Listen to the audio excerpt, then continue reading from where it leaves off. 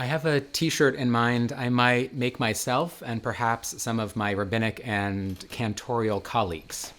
TGI Chet. It would stand for Thank God It's Cheshvan. With the new moon this past Wednesday and Thursday, we have started a new month. Sometimes it's known as Mar Cheshvan or Bitter Cheshvan. Why bitter? Because it has no major holidays. Why thank God it's Cheshvan? Because the sweetness that some of my clergy friends and I celebrate as we have made it through the heavy lift that is the high holiday season. If you count the month of Elul leading up to Rosh Hashanah and include the 10 days of return until Yom Kippur, it was 40 days of red letter calendar time. There's exceptional effort to show up and do tshuva, pressure to make good on our promises. The truth is that work continues now in Cheshvan, but we do it with neither the boost and benefit of big festivals, nor the community of far-flung friends and family coming out of the woodwork. Cheshvan means the rainy season has begun. The days shorten as the nights lengthen. We turn inward. A more hidden, scorpionic tshuva continues. The letter of the month is Nun, the falling letter. We encounter a different 40 days in this week's Parsha, with stories surrounding Noah's Ark and the flood. Genesis chapter 8. All the fountains of the great deep burst apart, and the floodgates of the sky broke open. The rain fell on earth 40 days and 40 nights. Nivkeu kol mayanot tehom rabbah. The fountains of the great deep burst apart.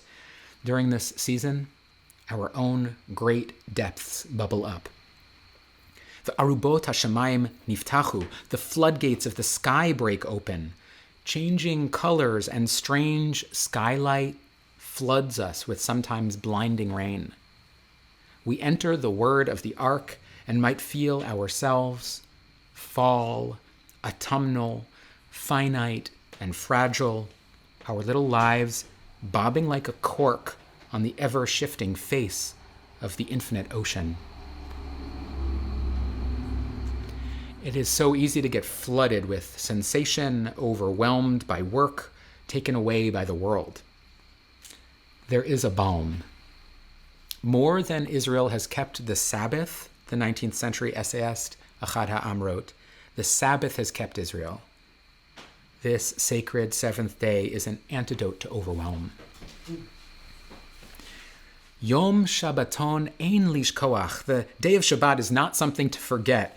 Yehuda Halevi, one of the greatest medieval Jewish poets, wrote about 1,000 years ago a song and tossed it overboard like a lifesaver.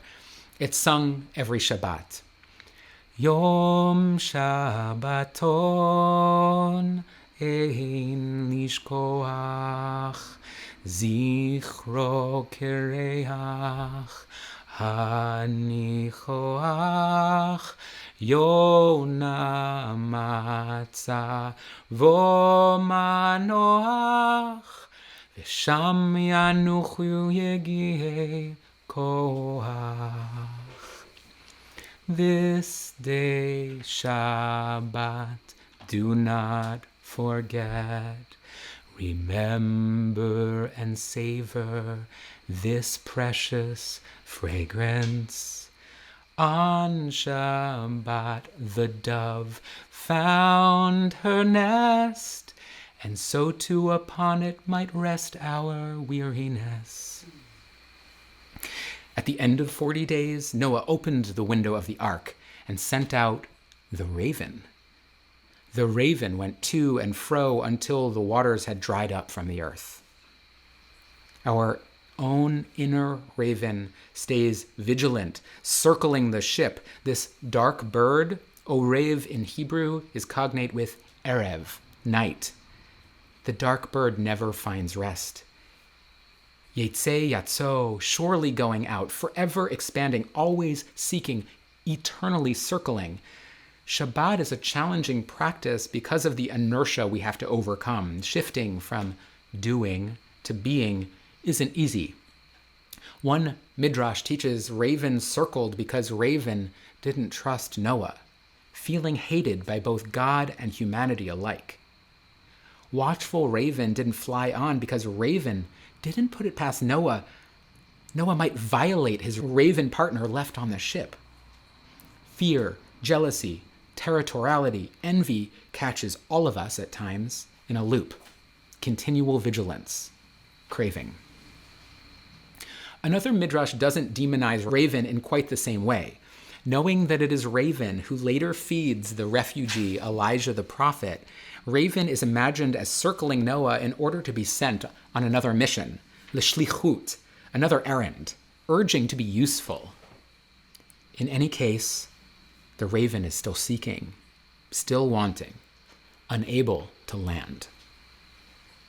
Then Noah sent out dove to see whether the waters had decreased from the surface of the ground. Velo matzah hayona manoach. The dove did not find a place to rest, for there was water all over the earth. So putting out a hand, Noah took dove back into the ark. Noah waited another 7 days and sent out dove again. Dove came back le'et erev, toward evening, and there was, in its bill, plucked off an olive branch. Noah then knew that the waters had decreased on the earth. Noah waited still another 7 days, sent dove forth, and dove did not return anymore. The end of the flood, the end of seeking, is imagined by Yehuda Halevi to be an island. This island, Shabbat. Abraham Joshua Heschel famously depicts the Sabbath as a cathedral in time. A majestic image, no doubt, but perhaps Shabbat is something more humble. A fantasy island, a fragrant haven, a cozy cove for our souls to shelter. I grew up in Manhattan. I used to disparage the wildlife, saying there were only 3 varieties in New York City: squirrels, rats, and pigeons. Sometimes bemoaned as rats with wings, pigeons are unfairly maligned. They are, in fact, rock doves. Evolutionarily accustomed to sheer rock faces, they are nearly perfectly adapted to locations with tall buildings. They can find shelter and nest at great heights. I find the cooing of these lovebirds particularly soothing. Yonati bechagvei hasela beseter hamadrika. My dove in the cleft of the rock, on the hidden heights. Let me see your appearance. Let me hear your voice, because your voice is lovely, your appearance comely.